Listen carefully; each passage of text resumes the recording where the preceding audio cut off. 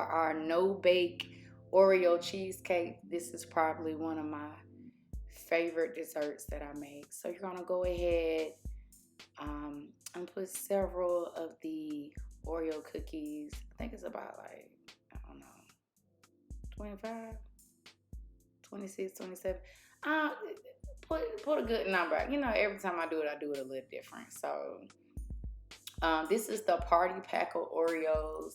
You're gonna need a larger pack, and also keep in mind to get the double stuffed Oreos. It's not gonna taste the same if you get the regular Oreos or you get the thins.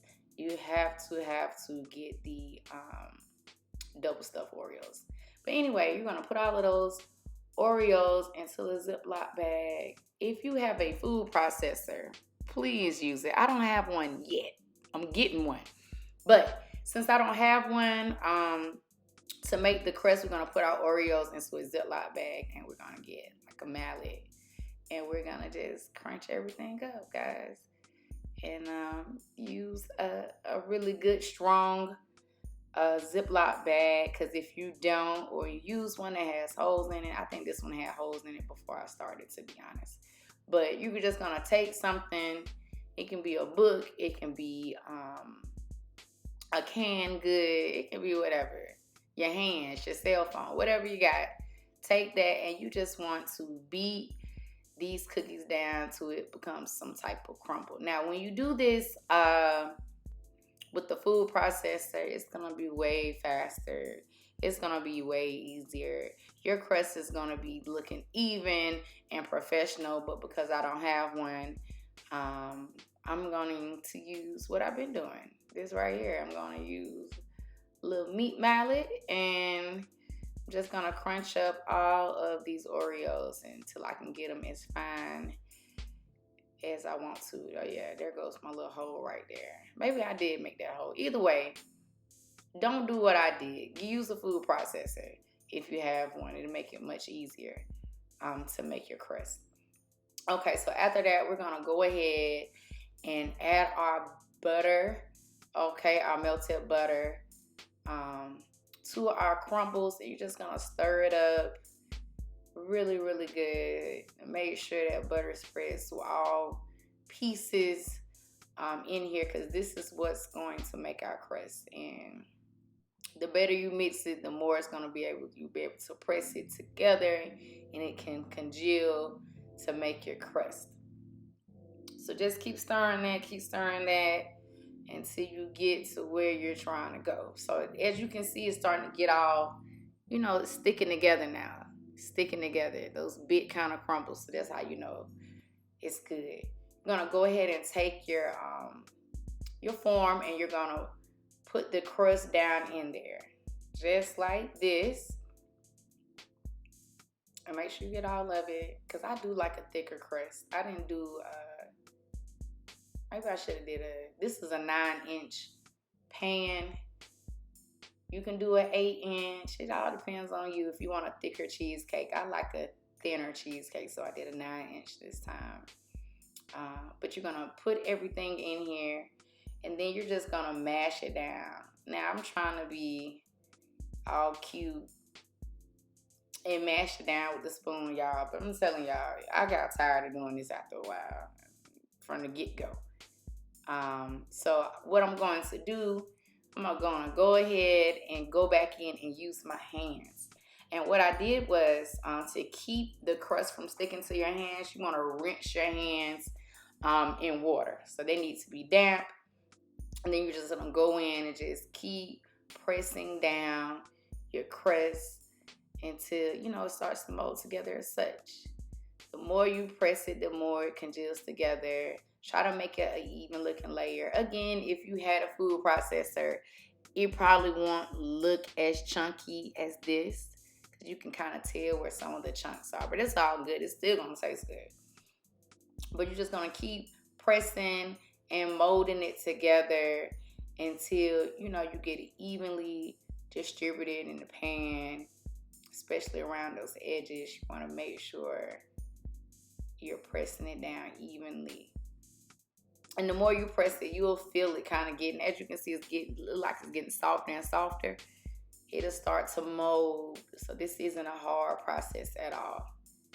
Just mold it, mold it, mold it. Make sure we're checking our edges.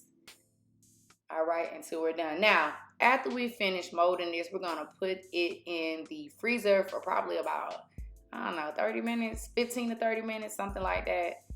All right, now we're gonna take our cream cheese.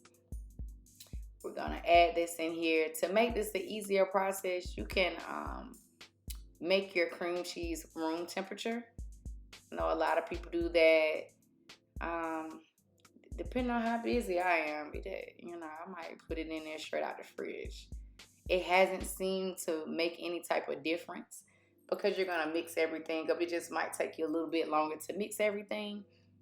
Okay, and now we're gonna add an entire container of Cool Whip, and this should be about 8 ounces of Cool Whip. Now, if you are, you have a lot of time on your hand and you want to make some homemade whipped cream, go ahead. Go ahead. I like Cool Whip.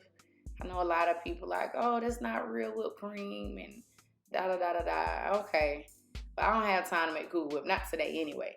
So we're gonna use the Cool Whip. So you're gonna make sure you get all of that in there. Now we're gonna go ahead and blend this. Start blending this together. And as you can see,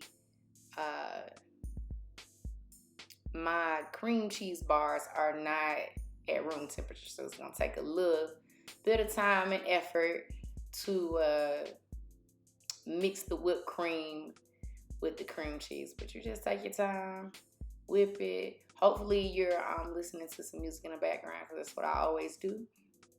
It helps me to add more love to my dish, because a dish is not good without whipped cream. I don't know if anybody ever told you that, but if you're making something and you're mad, it doesn't taste as good as when you're making it. You're in a good mood. You're feeling good. All right, so we got that pretty mixed. And so now, what we about to, we're going to scrape the sides. Scrape the sides, scrape the sides. Okay, put that in the middle. And as you can see, it's kind of chunky.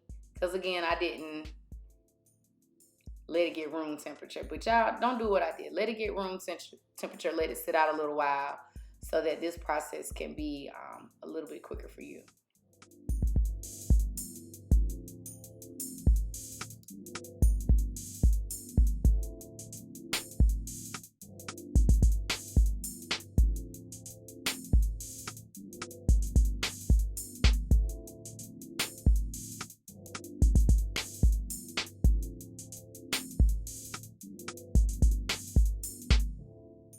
Okay, so we're whipping it. As you can see, it's starting to get really creamy looking.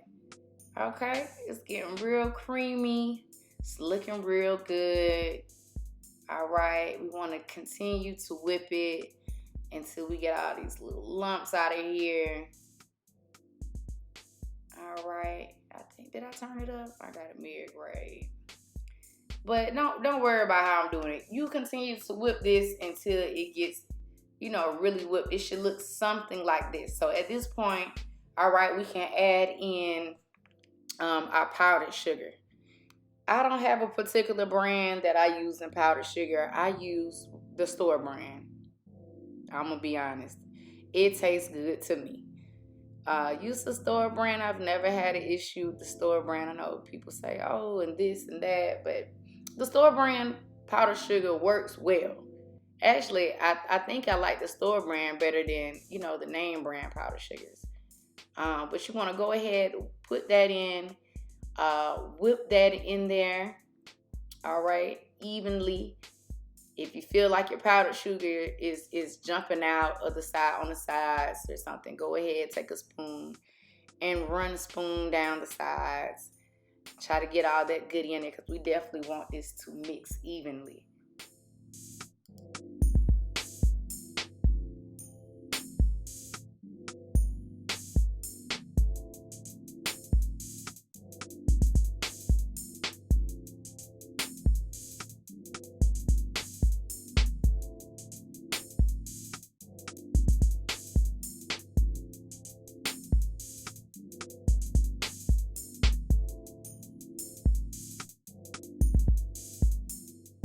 Okay, so at this point, we are going to add our vanilla extract. I'm telling you, don't skip this step. You need it. It's not gonna taste the same without this. I don't care what they say. All right, you add that in there and you whip it up real good. Really, really good. You want this to be evenly distributed. Oh, but back to the powdered sugar. Um, After this phase, after I add in the vanilla, I mix it in there really good. I'll probably taste it. I like my cheesecake a little bit on the sweeter side, so I might add more to it, based on what it tastes like. But just follow, if you follow the recipe, it's gonna be great. But if you have a real sweet tooth and you really don't like, or you might be serving people who don't like that taste of cream cheese, that adding that vanilla extract and additional sugar would definitely make it good, like really good, make it real sweet. Great. All right, so now we are adding some additional Oreos, probably about, I don't know, about 14. Add a couple Oreos to the bag. It'll be on the recipe, all right, below. You want to add your Oreos to another Ziploc bag, because my other one, was tore up. And you want to kind of just crunch this up. I really didn't put a whole lot into crunching these up. I kind of like chunks a little bit. You don't want this to be like a crumble.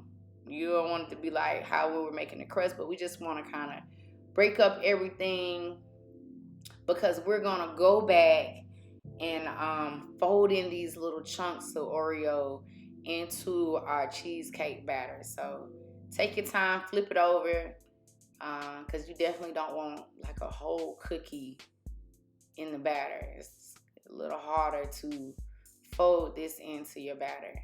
But yeah, just go ahead, crunch it up. Pieces should look something like this. Nothing too extreme. Nothing too extreme, but I did bust the bag. Okay, I gotta work on this. My bags aren't doing that great. Okay, so here we go. We're gonna put our Oreo cookie bits, pieces into our cheesecake batter, and we're gonna fold. Is batter the right word to use? Yeah, we're gonna use batter, and you're gonna just fold that in there. Now, you don't want to give it like a crazy mix or put the mixer, because it's gonna make your cheesecake look great. It's gonna make it look great. That's the best way I can explain. It's gonna give it this dark charcoal color, and it's not gonna look as appetizing. Not that it won't taste good, but it just won't look as appetizing. But this is definitely gonna give you a real creamy look with the Oreo chunks in it, and you can tell that it's like a Oreo cheesecake, okay, instead of an Oreo mousse, because that's what's gonna look like when you over mix it. So once you fold it in, we're gonna take our crust out of the freezer, and then we're just gonna fold this or pour this down into our pan like so. Okay, and it looks like it's hard to do. It's not, guys. I got the camera like in front of my chest, so I'm kind of working around the camera. So don't mind that I look like I'm struggling. I'm not struggling at all. It's just that I'm trying to work around the camera. But you're gonna make sure you get all of that. Make sure you scrape the bowl. Get all of this. All of this, all of this, all of this. Put it down in here. All right, make sure we scrape the bowl, guys. We want to get all of that cream cheese down into our pan. Now, just use your spoon and evenly, distribute it around in your pan. And once you do get it distributed around, you might want to bang your pan down and do it one more time, just to make sure it's even all the way around. But yeah, just continue to do this until it looks the way that you want it to look.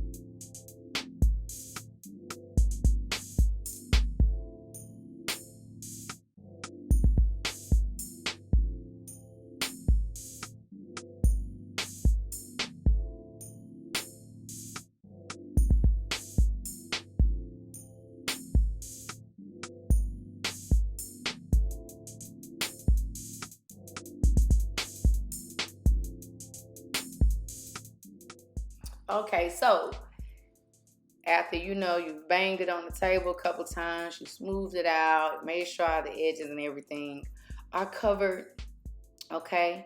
And you just smoothing it out. It should look something like this. Not too crazy. I think everybody should be able to do this. Okay, so this is our time to put our Oreo cookies that we have left over, put our design on top. So all I do is just cut the Oreos in half, and then I put a design on top. So just check this out.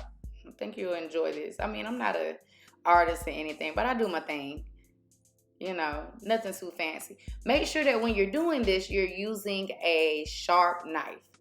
Trying to do this with a butter knife is not going to cut it. You need to use a sharp knife so you can get really good clean cuts, and making sure that your Oreo pieces are even and they don't fall apart. If you use a butter knife, they're going to start breaking apart. It won't be an even cut straight down the middle.